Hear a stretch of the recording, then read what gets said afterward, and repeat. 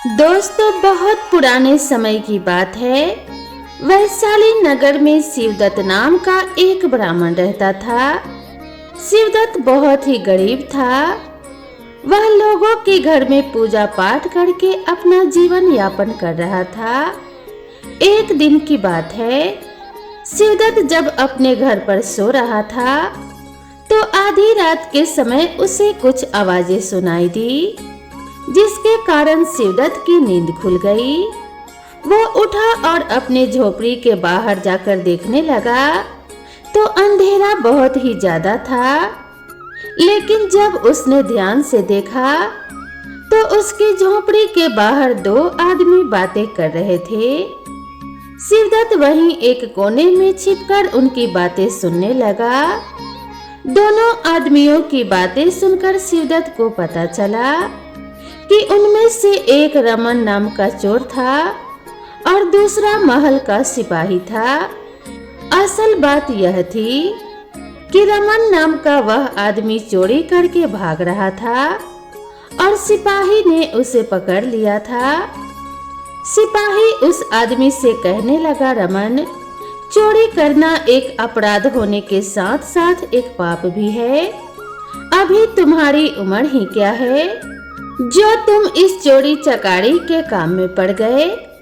आखिर तुम्हें ऐसी कौन सी जरूरत आन पड़ी? रमन उसे जवाब देते हुए कहने लगा, सिपाही जी, आप जो कह रहे हैं वह बिल्कुल ठीक बात है, लेकिन मेरे घर की हालत बहुत ही खराब है। इसीलिए जब मुझे कोई और रास्ता दिखाई नहीं दिया तब मुझे चोरी जैसा बुरा कर्म करना पड़ा। अगर आप मुझे इस बार छोड़ देंगे तो मैं जिंदगी भर चोरी का काम नहीं करूंगा। सिपाही कहने लगा, लड़के, देखने में तो तुम बहुत ही अच्छे परिवार के लगते हो, लेकिन तुम पर ऐसी क्या मुसीबत आन पड़ी? सिपाही के पूछने पर रमन उसे अपनी कहानी सुनाने लगा। सिपाही जी, मेरा परिवार बहुत ही गरीब है। बचपन में ही मेरे पिताजी गुजर गए थे और मेरी माँ ने बड़े कष्ट सहकर मुझे पाला है। वो लोगों के घरों में काम करती है और जो भी कमाई होती उससे मेरा पालन पोषण करती। अभी 2 दिन पहले की ही बात है, अचानक रात के अंधेरे में 2 पति पत्नी हमारे घर पर आ गए। उन्होंने हमें बताया कि वह दूसरे गांव में जाने के लिए यात्रा कर रहे थे, परंतु बीच में ही रात हो जाने के कारण वह आसरा ढूंढने लगे और हमारे घर पहुंचे। वे लोग रात यहीं गुजारने का आग्रह करने लगे। मेरी माँ को उन पर दया आ गई और उन्होंने उन्हें अपने घर में शरण दे दी। तब पति ने बताया कि हम दोनों को बहुत ही भूख लगी है, यदि कुछ खाने को मिल जाता तो बहुत ही उपकार होता। सुबह होते ही हम दोनों चले जाएंगे। मेरी माँ उन दोनों की बात मान गई। माँ ने उनसे कहा कि ठीक है, मैं तुम दोनों के लिए खाना तैयार कर दूंगी, परंतु हमारा घर बहुत ही छोटा है, तुम लोगों को इस घर में रुकने में बड़ी असुविधा होगी। पति पत्नी ने कहा कि उन्हें इस बात से कोई दिक्कत नहीं है। उसके बाद मेरी माँ ने उनके हाथ पैर धुलवाए और साथ ही उनके रात के खाने का इंतजाम भी कर दिया। खाना खाने के बाद वे लोग कहने लगे, खाना बहुत ही स्वादिष्ट था और इस उपकार का बदला हम कैसे चुकाएंगे? मेरी माँ कहने लगी, इसमें उपकार की कोई बात नहीं है, यह तो मानवता के प्रति उनका कर्तव्य था। इस तरह से वह दोनों पति पत्नी खाना खाकर उस रात हमारे घर में ही सो गए। रात भर वे दोनों सोते रहे, परंतु जब हम उन्हें सुबह उठाने के लिए गए तो वे दोनों मरे पड़े थे। यह बात पूरे गांव में फैल गई। वैद्य ने उन्हें देखा तो उनसे कहा कि उनकी मृत्यु जहर खाने से हुई है। हमारे घर में नगर का कोतवाल पहुंचा और जो खाना हमने उनको खिलाया था उसकी जांच पड़ताल की गई। उस खाने में एक मरी हुई छिपकली निकली। कोतवाल हमें तुरंत राजा के पास लेकर गया और सारी बातें सुनने के बाद महाराज ने अपना फैसला सुनाया। महाराज का फैसला यह था कि उन दोनों पति पत्नी के मरने का कारण वो खाना था जो मेरी माँ ने उन्हें खिलाया था। हालांकि उन्होंने यह जानबूझकर नहीं किया, लेकिन अनजाने में ही सही अपराध तो इनसे हुआ है। इस अपराध के कारण उन्हें फांसी की सजा दी जाती है। परंतु दरबार में मौजूद एक मंत्री ने कहा, महाराज, आपने जो दंड इन्हें सुनाया है उस पर एक बार फिर से विचार करना चाहिए, क्योंकि जानबूझकर की गई हत्या और अनजाने में हुई हत्या दोनों में बहुत ही अंतर होता है। दोनों के लिए एक ही तरह का दंड उचित नहीं है। हालांकि इन दोनों माँ बेटे ने अपराध किया है और उसको स्वीकार भी किया है, फिर भी यह दंड उचित नहीं। इसीलिए महाराज, आप इन दोनों पर कुछ दया कीजिए। मंत्री की बात सुनकर महाराज कुछ देर के लिए सोचने लगे और फिर अपना फैसला बदलकर उन्होंने एक दूसरी सजा सुना दी। महाराज कहने लगे, जैसा मंत्री जी ने कहा कि इन दोनों माँ बेटे के मन में कोई ऐसी इच्छा नहीं थी कि उन दोनों पति पत्नी की हत्या कर दें, लेकिन फिर भी उन दोनों के मरने का कारण यह दोनों माँ बेटे ही हैं। इसलिए दंड तो इन्हें मिलेगा और दंड के रूप में इनसे जुर्माना वसूला जाएगा। इन्हें 1 माह के अंदर अंदर 1000 स्वर्ण मुद्राएं राजकोष में जमा करनी होगी। अगर यह ऐसा नहीं कर पाए तो फिर 1 महीने के बाद इन्हें मृत्यु दंड दे दिया जाएगा। और फिर अपनी कहानी सुनाकर रमन कहने लगा, सिपाही जी, अब आप ही बताइए, इतने पैसे मैं कहां से कमाऊं? अपनी माँ को बचाने के लिए मैंने दिन रात मेहनत की, परंतु फिर भी केवल 100 स्वर्ण मुद्राएं ही इकट्ठा कर पाया और आज समय सीमा का आखिरी दिन है। अगर कल मैं 1000 स्वर्ण मुद्राएं जमा नहीं करवा पाया तो मेरी माँ को मृत्यु दंड दे दिया जाएगा और कोई रास्ता मुझे नहीं सूझा तो मैंने चोरी करने का फैसला किया। और जब आज मैंने चोरी कर ली तो रास्ते में आपने मुझे पकड़ लिया। ब्राह्मण शिवदत्त जो उनकी बातें सुन रहा था, उसे रमन पर बड़ा ही तरस आ रहा था। रमन की बातें सुनकर सिपाही को भी उस पर दया आने लगी। वो रमन से कहने लगा, देखो युवक, सचमुच तुम्हारी कहानी तो बड़ी ही दुखदाई है, लेकिन तुमने यह जो चोरी का काम किया है यह बहुत ही बड़ा अपराध है। तुम चाहते तो किसी से उधार भी ले सकते थे। रमन कहने लगा, भैया आप ही बताइए, हमारी हालत को देखकर भला कौन मुझे 1000 स्वर्ण मुद्राएं उधार में दे देता, और मान लीजिए कोई दया करके दे भी देता तो मैं उस उधार को वापस कैसे चुका पाता। रमन की बात सुनकर सिपाही कुछ देर के लिए सोचने लगा और उसने कहा कि ठीक है, मैं तुम्हारी हालत को समझ रहा हूँ, जो होना था वह हो गया, परंतु इसके बाद तुम कभी भी चोरी का काम मत करना। मैं खुद भी एक गरीब इंसान हूँ, मेरे जीवन में भी बहुत समस्याएं हैं।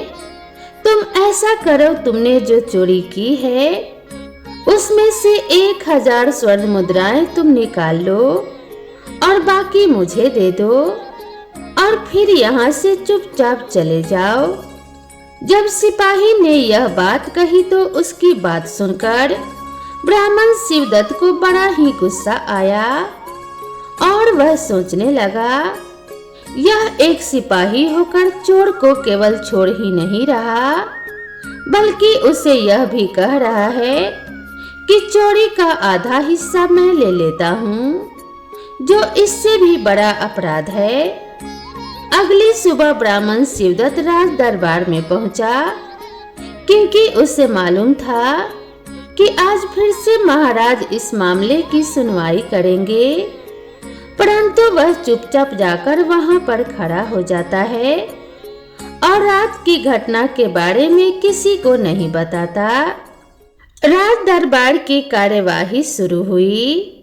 रमन नाम का वो युवक राज दरबार में पेश हुआ और उसने राजा के सामने 1000 सोने के सिक्के राजकोष में जमा करवाने के लिए दे दिए।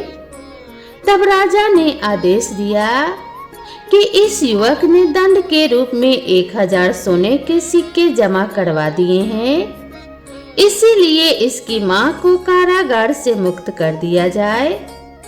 मां के कारागार से छूट जाने पर दोनों माँ बेटी बहुत ही खुश थे। उन दोनों को खुश देखकर दरबार में मौजूद लोग भी बहुत प्रसन्न हुए। राज दरबार में हो रही यह सारी कार्यवाही शिवदत्त बड़े ही ध्यान से देख रहा था। अगली सुबह जब राज दरबार लगा तो दरबार में एक व्यापारी पेश हुआ और महाराज से शिकायत करने लगा, महाराज, मेरा जन्म एक बहुत ही गरीब परिवार में हुआ था।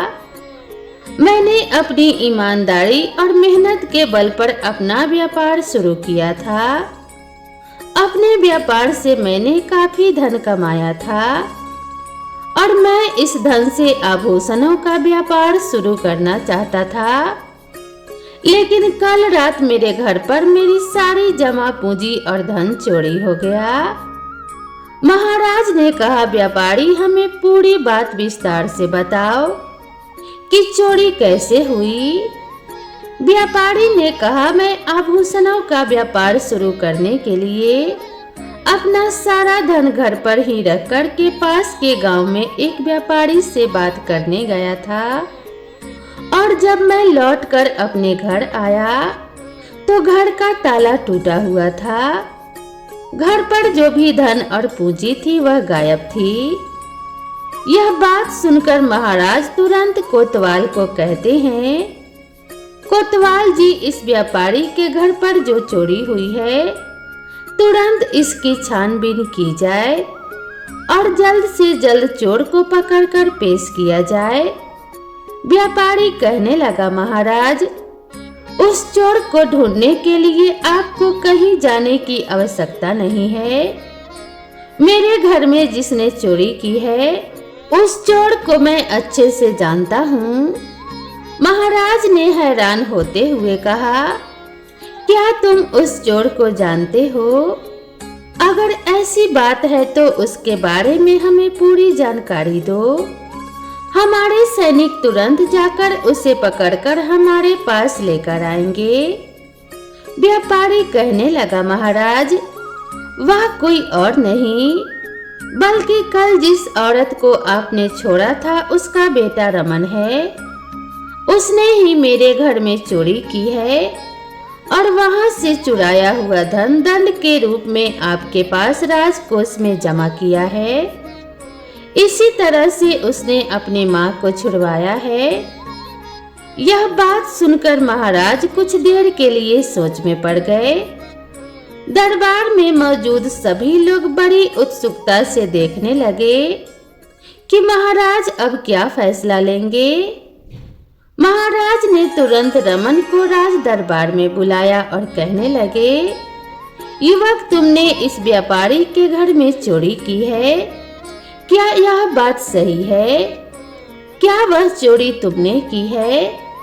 रमन कहने लगा कि हाँ महाराज, इनके घर में चोरी मैंने ही की है। अपनी माँ को छुड़वाने के लिए मेरे पास कोई और रास्ता नहीं था। 1 महीने में 1000 सोने के सिक्के भला मुझ जैसा गरीब आदमी कहाँ से ला सकता है? जब मुझे कुछ भी समझ में नहीं आया तो मैंने मजबूरी में यह चोरी की है, क्योंकि मैं कुछ भी करके अपनी माँ को बचाना चाहता था, इसीलिए मैंने यह चोरी की। इस प्रकार रमन ने अपना अपराध स्वीकार कर लिया। महाराज ने अपना फैसला सुनाया। इस युवक ने अपना अपराध स्वीकार कर लिया है, इसे तुरंत कारागार में डाल दिया जाए और इसकी माँ को बुलाकर बताया जाए कि इस व्यापारी के घर में जो भी धन की चोरी की गई है वह धन व्यापारी को वापस करे। तब शिवदत्त ने कहा, महाराज, छोटा मुंह बड़ी बात, लेकिन आपका यह फैसला न्याय के पक्ष में नहीं है। यह सुनकर सारे दरबारी चौंक जाते हैं और सोचते हैं कि महाराज अब क्या कहेंगे। शिवदत्त की बात सुनकर महाराज को क्रोध आ गया और कहने लगे, क्या शिवदत्त, तुम्हें मेरा निर्णय सही नहीं लगता? क्या तुम बहुत ही बड़े विद्वान हो जो मेरे निर्णय को गलत बता रहे हो? अगर ऐसी बात है तो तुम बताओ, मेरे निर्णय में गलत क्या है? अगर यह गलत है तो फिर सही निर्णय क्या होगा? शिवदत्त कहने लगा, महाराज, मैंने अपनी शिक्षा ग्रहण करते समय कई राज्यों का भ्रमण किया था, इसीलिए मैं उन सभी राज्यों की न्याय व्यवस्था को अच्छी तरह से जानता हूँ। जो व्यापारी अभी आपके सामने उपस्थित हुआ है, उसके घर में चोरी करने वाला रमन है। यह बात मैंने ही उसे बताई थी कि उसके घर में चोरी करने वाला रमन है। राजा ने कहा, यह बात तुम्हें कैसे मालूम हुई? हमारी न्याय व्यवस्था में कौन सी कमी है और मेरे निर्णय में तुम्हें क्या गलत लगा, यह बताओ। तब शिवदत्त ने अपनी सारी बात बताई कि किस तरह से उसने छुपकर रमन और उस सिपाही की बातें सुन ली थी। उसके बाद ब्राह्मण आगे कहने लगा, महाराज, उस रात को दोनों पति पत्नी जहरीला खाना खाकर मर गए।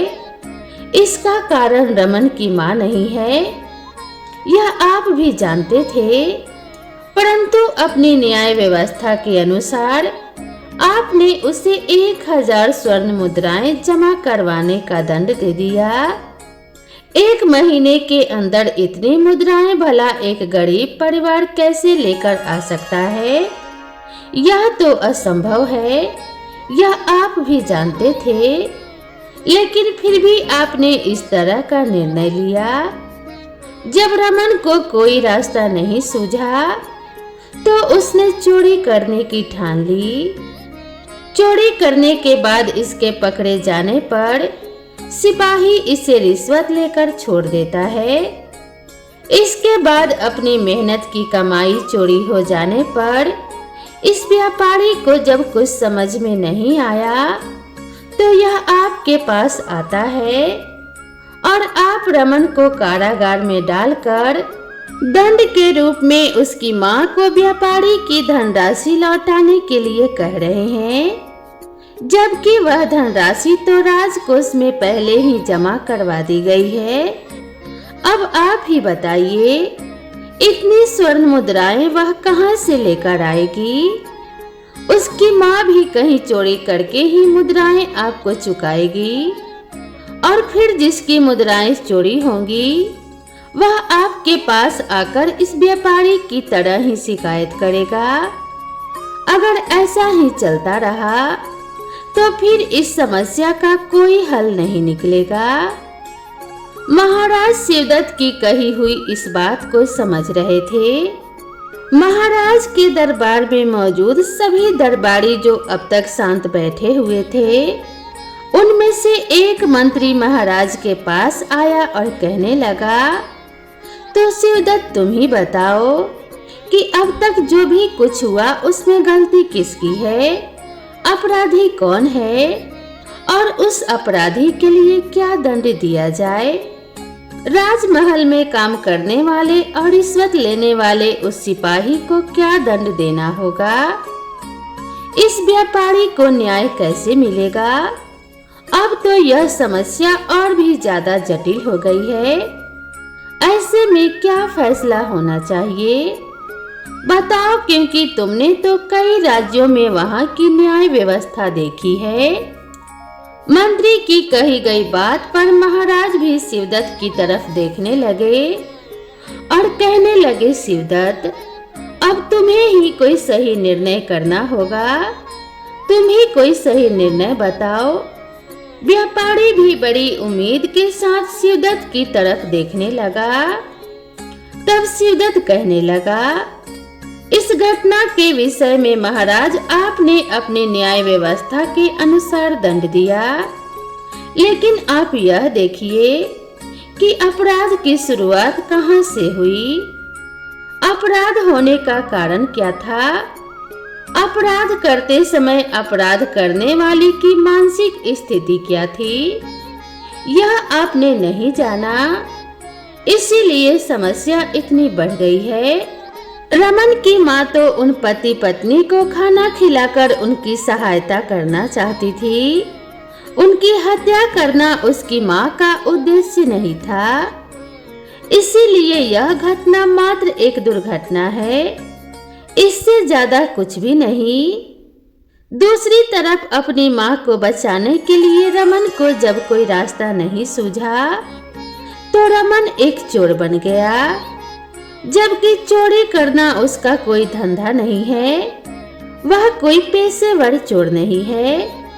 रमन की सारी सच्चाई जानकर उस सिपाही ने दया करके उसे छोड़ दिया। चोरी को बढ़ावा देना उसकी भी इच्छा नहीं थी। आपके सिपाही ने जो रिश्वत में इससे धन लिया था, वो भी उसने गरीबों में दान कर दिया, ताकि उससे जो अपराध हुआ है वो कुछ कम हो सके। उसने अपनी इच्छा पूरी करने के लिए रिश्वत नहीं ली थी। महाराज कहने लगे, फिर तो तुम्हारे कहने के अनुसार जितने भी लोग इसमें शामिल हैं, वह सभी लोग भले हैं। तो फिर ऐसे में अपराध किसने किया? ब्राह्मण शिवदत्त कहने लगा, महाराज, इन सब का कारण आप हैं। दो भले इंसानों को आपने अपराधी बना दिया, दो अच्छे इंसानों को आपने मानसिक रोगी बना दिया। तो असल में अपराध आपसे हुआ है। आपने बिल्कुल भी नहीं सोचा कि गरीब माँ बेटा 1000 स्वर्ण मुद्राएं कहाँ से लेकर आएंगे, और जब 1000 स्वर्ण मुद्राएं वो लेकर आया तो आपने यह भी नहीं पूछा कि इतने कम समय में वह 1000 मुद्राएं कहाँ से लेकर आया। अगर इस समय आपने रमन से पूछा होता कि यह मुद्राएं कहाँ से आई है, तो यह समस्या यहाँ तक नहीं पहुँचती। आप इसे ऐसे समझिए महाराज कि खेतों में काम करने वाला मजदूर यदि सांप के डसने से मर जाए तो सांप को दंड नहीं दिया जा सकता। वैसे ही उस खाने में छिपकली गिर गई, इसीलिए उन पति पत्नी की मृत्यु हो गई। इसमें रमन और उसकी माँ का कोई दोष नहीं है, इसीलिए रमन और उसकी माँ को छोड़ दिया जाए और रमन से जो आपने जुर्माना वसूल किया है वह इस व्यापारी को लौटा दिया जाए। साथ ही मरने वाले पति पत्नी के परिवार को आर्थिक सहायता दी जाए। शिवदत्त के द्वारा दिए गए तर्क और सुझाव दरबार में मौजूद सभी लोगों को बहुत पसंद आते हैं। महाराज ने ब्राह्मण की प्रशंसा की और कहा, हम आज तक अपने राज्य की न्याय व्यवस्था के आधार पर लोगों को दंड देते आ रहे थे, लेकिन शिवदत्त आज तुमने जैसा सोचा वैसा तो हमने कभी नहीं सोचा। आज से हम अपनी न्याय व्यवस्था में उचित बदलाव करेंगे और किसी भी अपराध के बारे में गहराई से सोचने के बाद ही हम कोई उचित निर्णय लेंगे। और हम आज से तुम्हें अपने दरबार का न्याय अधिकारी नियुक्त करते हैं। इसके बाद महाराज ने व्यापारी को कोष से धन देकर विदा किया और रमन और उसकी मां को भी निरपराध घोषित करके भेज दिया। मरे हुए पति पत्नी के परिवार को महाराज की तरफ से आर्थिक सहायता भेज दी गई। महाराज की समझ में भी अब यह बात आ चुकी थी कि हर अपराध के लिए एक ही तरह का दंड नहीं दिया जा सकता। इसके बाद शिवदत्त राजा के दरबार में न्याय अधिकारी नियुक्त हो गया और अपना जीवन बड़े ही सुखपूर्वक बिताने लगा। तो दोस्तों, आप सभी को यह कहानी कैसी लगी कृपया कमेंट करके जरूर बताएं। वीडियो पसंद आई हो तो वीडियो को लाइक करना ना भूलें।